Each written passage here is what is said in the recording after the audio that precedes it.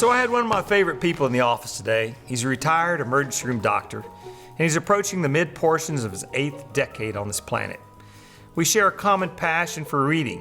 He brought me a book today. I offered him one in return, but he demurred and said, "With all respect, I'm not sure I can get through what I wish to read in what remains of my life, and your book is not on my list." And then we spoke of the epidemic of coronavirus and the COVID-19 illness which it causes, and how he was quite happy to sit at his home, read from his library, wear a mask, and sit this one out. And then for some reason I realized for the first time that he was of Jewish descent. As it turns out, his father was a shopkeeper when on November 19th, 1938, the night the Nazi Party destroyed and burned Jewish shops and synagogues and schools and universities, killing nearly 100 human beings whose only crime was birth. And on that night, his father was arrested, taken to a concentration camp.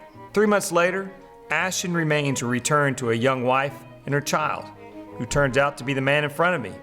He said, "Well, they claim they were his ashes. I mean, who knows?"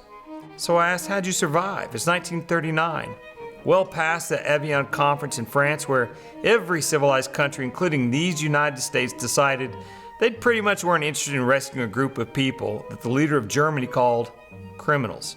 And where have we heard that before? Now, he'd be happy to give these criminals to anyone who wanted them. For the record, these United States took in 30,000 criminal refugees. The Dominican Republic accepted 4 times that number. Now, this family was able to leave Hitler's Germany because his mother was English, and the war, while near, wasn't just yet. So 6 months to England and then off to the United States because someone had family there. And arriving in New York, they built a life from nothing because everything they had was back in Germany. The Nazi Party would allow you to leave if you left everything behind. So here, starting anew, he excelled. Had the grades for medical school, but in that day, medical school in this country, if you were Jewish by the sin of birth, medical school wasn't for you.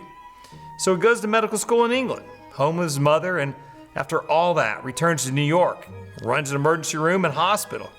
And I'd say he's pretty much earned the right to sit this one out. This is Scott Donaldson. Peace. If you like what you see here, I'd ask you to subscribe, like, and to share. If you don't like it, I'm not talking to you. Tune in regularly. We'll be putting shows out. Peace.